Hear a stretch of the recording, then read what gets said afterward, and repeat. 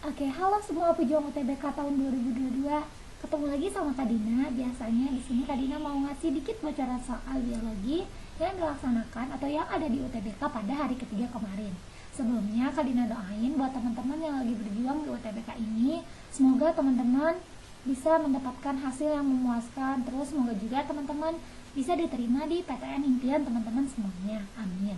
Oke, tanpa basa-basi lagi, kita langsung aja ke pembahasan kita yang pertama. Nah, di sini ada soal dari bab ekologi. Kita disajikan yang namanya piramida ekologi. Pertanyaannya seperti ini. Pernyataan yang tepat pada gambar piramida ekologi tersebut adalah yang A katanya. Energi yang hilang pada setiap tingkat itu sekitar 10%. Hilangnya kemana? Terus apakah di sini dicantumkan gitu? Ada perpindahan energi? Di sini hanya menyantumkan piramidanya saja. Tentunya opsi yang A ini menurut Kak Dina itu kurang tepat. Karena di sini tuh hanya mengilustrasikan gambar ini cuman mengilustrasikan apa-apa saja atau spesies-spesies apa saja yang masuk ke dalam tingkat tropik 1, tingkat tropik 2 ataupun tingkat tropik selanjutnya. Bukan energi yang dituliskannya gitu. Jadi di sini tidak ada keterangan energinya. Jadi menurut Kak Dina yang A ini kurang tepat.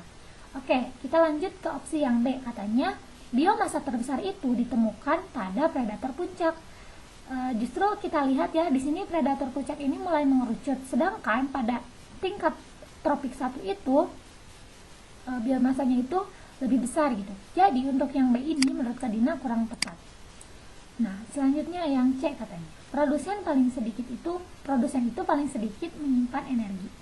Justru menurut Kak Dina itu kurang tepat ya. Kenapa produsen itu harus banyak menyimpan energi? Karena produsen itu merupakan awal dari perpindahan energi gitu. Jadi menurut Kak Dina itu yang C ini kurang tepat. Terus yang D katanya populasi terbesar itu dijumpai pada produsen. Di sini kalimatnya adalah populasi. Kita lihat memang benar di tingkat tropik 1 itu populasinya terbesar, juga dilihat dari bentuk piramidanya juga. Berarti untuk yang D ini sudah betul. Dan yang E katanya konsumen pada tingkat tropik 2 itu paling banyak menyimpan energi. Ini sudah tentu kurang tepat ya teman-teman, karena sesuai yang tadi Kak Dina sampaikan, yang harus paling banyak menyimpan energi itu adalah tingkat tropik 1 atau produsen. Jadi untuk soal yang pertama ini jawaban yang paling tepat adalah yang D. Oke, kita lanjut ke pertanyaan berikutnya tentang sel fagosit. Tentang sel yang berhubungan dengan sel darah putih gitu. Nah, katanya gini, sel fagosit itu berperan penting dalam memangsa benda asing yang masuk ke dalam tubuh. Sehingga organel yang paling banyak terdapat pada sel ini adalah apakah badan Golgi, RE, mitokondria, lisosom atau ribosom. Sebelumnya nih teman-teman harus tahu dulu fagosit itu apa sih gitu ya. Nah, fagosit itu merupakan sel darah putih ya teman-teman. Nah, dia itu fungsi atau perannya itu dia tuh bakal berperan di tubuh kita tuh dalam kekebalan tubuh gitu. Dia tuh ngapain sih si sel fagositnya ini ngapain sih? Jadi nanti tuh dia itu akan melakukan fagositosis atau memakan apa? Memakan patogen atau benda asing gitu di dalam tubuh kita yang tentunya yang berbahaya. Nah, biasanya sel fagosit ini berisi neutrofil sama makrofag dan makrofag. Nah, tapi organel yang sangat berperan gitu dalam sel fagosit ini adalah organel lisosom. Tapi lisosom yang terbungkus sama selapis membran dan lisosom yang mengandung enzim. Nah, karena di sini tidak ada keterangannya, tentunya untuk soal ini jawaban yang paling tepat adalah yang D. Oke, kita lanjut ke soal yang ketiga. Di sini ada soal dari siklus, juga ditampilkan yang namanya grafik. Katanya gini, grafik di atas itu menunjukkan fluktuasi hormonal dalam darah selama siklus menstruasi. Itulah kenapa perempuan itu hormonnya kadang-kadang naik turun gitu. Kenapa kadang-kadang kita ngerasa mood banget. Ya itulah karena memang kita udah dirancang seperti ini gitu. Jadi hormon dalam tubuh kita tuh selalu naik turun gitu. Nah, pertanyaannya kayak gini. Pernyataan yang benar terkait bagian-bagian pada gambar tersebut adalah, oke, di sini Kak Dina jabarin dulu satu-satu.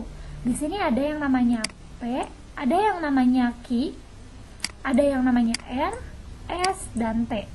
Di sini terdapat angka, ini merupakan menunjukkan hari ya. Dan di sini ada tingkat hormon. Nah, bentar. Nah, di sini tuh ada yang namanya fase P. Fase P ini merupakan fase aliran darah menstruasi, fase di mana kita lagi haid. Nah, di sini tuh terjadi peluluhan dinding endometrium. Nah, di sini yang kerjanya hanya hormon estrogen. Untuk hormon FSH sama LH-nya itu kadang mengalami naik turun seperti itu. Nah, selanjutnya ada yang namanya fase Q. Di fase Q ini merupakan fase praovulasi. Nah, jadi di dalam ovariumnya ini, di dalam ovarium kita itu sedang terjadi pertumbuhan folikel degraf di fase Q ini. Selanjutnya ada yang namanya F. Oh iya, fase Q ini tuh biasanya terjadi 4 sampai 5 hari setelah kita bersih dari haid itu. Nah, selanjutnya ada yang namanya fase R atau fase ovulasi. Jadi si folikel degraf ini yang dibuat di fase Q ini dia tuh udah mulai matang. Selanjutnya si folikel degraf yang matang ini dia tuh akan pecah sehingga mengeluarkan oosit sekunder dari ovarium. Nah, pada fase ini teman-teman harus memperhatikan di fase ini tuh peluang terjadinya fertilisasi itu sangat tinggi. Jadi peluang hamilnya tuh sangat tinggi gitu. Karena ya tadi oositnya itu baru keluar dari yang namanya ovarium gitu.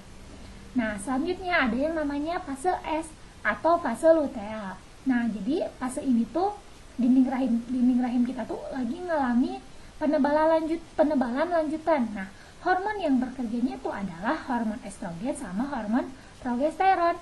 Nah, hormon estrogen sama progesteron yang bekerja di fase S ini itu tuh disekresikan dari korpus luteum. Selanjutnya ini merupakan fase yang terakhir atau fase T. Fase T ini merupakan akhir dari fase luteal. Nah, nanti itu kondisi semua hormon ini mengalami penurunan, kita lihat. Karena kenapa ngalamin penurunan? Karena kita mau haid lagi. Tapi untuk hormon FSH dan hormon LH ini mulai ada sedikit peningkatan. Karena untuk mempersiapkan menstruasi seperti itu. Oke. Langsung saja kita bahas di opsinya. Di sini katanya ada fase P. P itu merupakan fase luteal. Ini sudah mulai tidak tidak tepat gitu. Di mana sedang terjadi penebalan endometrium. Fase luteal memang untuk penebalan endometrium, tapi bukan ditunjukkan pada fase P, tapi ditunjukkannya itu sama fase S. Yang ini. Oke, berarti yang ini kurang tepat. Kita lanjut ke yang B. Katanya fase Q itu ditandai dengan pengeluaran ovum dari ovarium. Ini kurang tepat. Ini harusnya ada di fase R. Fase Q ini merupakan fase praovulasi. Ini juga kurang tepat. Oke, yang C katanya R itu merupakan fase berubahnya korpus luteum menjadi korpus abikal. Ini kurang tepat karena fase R ini merupakan fase ovulasi. Jadi folikel degrafnya tuh mulai matang dan pecah sehingga mengeluarkan oosit sekunder dari ovarium. Terus yang D. Yang D itu hormon dari korpus luteum itu yang S katanya fase dari S ini hormon dari korpus luteum itu berpengaruh pada penebalan endometrium. Kita lihat fase S ini merupakan fase luteal. Fase luteal ini terjadi yang namanya penebalan endometrium yang bekerjanya itu adalah hormon estrogen sama hormon progesteron yang disekresikan dari yang namanya korpus luteum. Jadi menurut Kak Dina yang ini memang sudah tepat. Dan yang E katanya fase T ini mulai terjadinya aliran darah menstruasi. Ini kurang tepat ya teman-teman, karena seperti yang kita lihat fase menstruasi itu ada di sini di 0 sampai 5, di hari ke-0 sampai hari ke-5. Berarti ini kurang tepat. Jadi untuk soal yang ini menurut Kak Dina jawaban yang paling tepat adalah yang D. Kita lanjutin ke pertanyaan selanjutnya tentang metabolisme. Katanya gini, dalam metabolisme itu terdapat reaksi katabolisme juga reaksi anabolisme. Kita udah tahu ya. Nah, dari pernyataan berikut, manakah yang tidak tepat tentang anabolisme dan katabolisme? Oke, kita bahas dari opsinya satu persatu. Yang E katanya, dalam reaksi katabolisme itu terjadi yang namanya pelepasan energi panas. Ini kurang benar, tapi dalam katabolisme itu terjadi yang namanya perombakan zat, bukan pelepasan energi panas. Oke, di sini Kak Dina udah tuliskan, jadi reaksi katabolisme itu terdiri atas reaksi perombakan zat dan sifatnya itu eksergonik. Contohnya itu ada respirasi, fermentasi, sama disimilasi. Oke, yang B katanya, proses asimilasi merupakan reaksi dari anabolisme yang dilakukan oleh organisme autotrof. Ya, ini menurut Kak Dina sudah mulai tepat gitu ya. Nah, di sini kita lihat di anabolisme itu merupakan reaksi penyusunan, kalau ini perombakan. Nah, contohnya itu ada yang namanya asimilasi.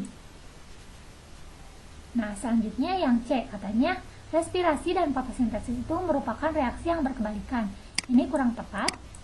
Terus yang B katanya, dalam reaksi anabolisme itu terjadi pembentukan senyawa kompleks dari senyawa sederhana.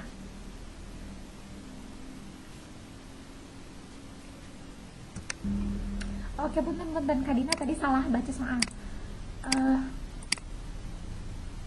Jadi yang itu benar ya teman-teman, reaksi dari yang namanya respirasi sama fotosintesis itu merupakan reaksi yang berkebalikan, ini benar. Terus dalam reaksi katabolisme juga terjadi yang namanya pelepasan energi panas, ini juga benar. Terus yang ini katanya, dalam reaksi anabolisme ini terjadi pembentukan senyawa dari yang senyawa kompleks yang berasal dari senyawa yang sederhana. Ini benar karena anabolisme ini merupakan penyusunan, bukan perombakan. Terus yang A katanya, fermentasi itu merupakan reaksi katabolisme yang sifatnya endergonik. Kita lihat di sini, kalau katabolisme itu sifatnya itu adalah eksergonik. Berarti yang ini kurang tepat. Nah, di sini Kak Dina udah bikin semacam jembatan gitu buat kalian biar ingat gitu. Untuk membedakan yang namanya katabolisme sama anabolisme. Di sini Kak Dina bikin kakak Ferry remaja eksis. K-nya ini untuk katabolisme. K-nya ini merupakan untuk perombakan. V-nya ini untuk fermentasi, R-nya untuk respirasi, dan E-nya untuk eksergonik. Nah, jadi untuk nomor 4 ini jawaban yang paling tepat menurut Kak Dina adalah A. Karena di sini kita harus fokus kayak Kak Dina tadi. Di sini ada kata tidak. Kak Dina tadi tidak membaca tidaknya ini. Oke, kita lanjutin ke soal berikutnya. Di sini ada soal dari metabolisme, yaitu soal tentang enzim ya, teman-teman. Oke, pertanyaannya kayak gini katanya. Pertanyaan berikut ini yang salah. Yang salah mengenai enzim adalah, kita harus tahu dulu berarti karakteristik dari si enzim ini. Nah, enzim ini tuh merupakan biokatalisator. Kita udah tahu banget ya, enzim itu merupakan biokatalisator. Aduh, punten ya teman-teman, ini tuh stylus pen Kak Dinanya masih di jalan gitu. Jadi untuk sementara ini Kak Dina masih menggunakan mouse. Oke, lanjut. Terus karakteristik enzim selanjutnya, dia itu bekerjanya itu spesifik gitu. Jadi dia tuh hanya bekerja pada substrat tertentu. Terus enzim itu bekerjanya itu menurunkan energi aktivasi. Selanjutnya enzim itu bisa bekerja bolak-balik, tapi tidak bisa menentukan arah suatu reaksi. Terus enzim itu bisa bekerja pada suhu tertentu dan pH tertentu. Dan enzim itu bekerjanya dengan sistem lock and key atau inhibitor. Dan enzim itu dapat terhambat oleh yang namanya inhibitor. Kita lihat apakah ada karakteristik tadi di opsi ini yang Kak Dina sebutkan. Oke, kita lihat yang A katanya. Enzim itu adalah suatu protein. Yap, ini benar karena kita yang cari itu yang salah. Enzim merupakan katalis organik, ya ini benar banget, yaitu katalis organik dalam tubuh kita. enzim itu dapat berperan sebagai reaktan. Menurut Kak Dina ini kurang tepat. Terus yang D, katanya bekerjanya dipengaruhi oleh pH. Iya, bener banget, karena enzim itu cuma bisa bekerja di dalam pH tertentu. Terus yang E, katanya enzim itu tidak bisa menentukan arah reaksi. Ini benar banget. Jadi untuk nomor 5 ini, jawaban yang paling tepat adalah yang C. Jadi pernyataan yang salah tentang enzim itu adalah dapat berperan sebagai reaktan. Oke, kita ke soal yang ke-6. Di sini ada soal dari Plantae tentang Gymnospermae dan Angiospermae. Katanya Gymnospermae dan Angiospermae ini punya kesamaan. Kesamaannya tuh apa sih gitu? Oke, kita harus ingat-ingat dulu kalau Gymnospermae ini merupakan biji yang terbuka dan Angiospermae ini merupakan biji yang tertutup.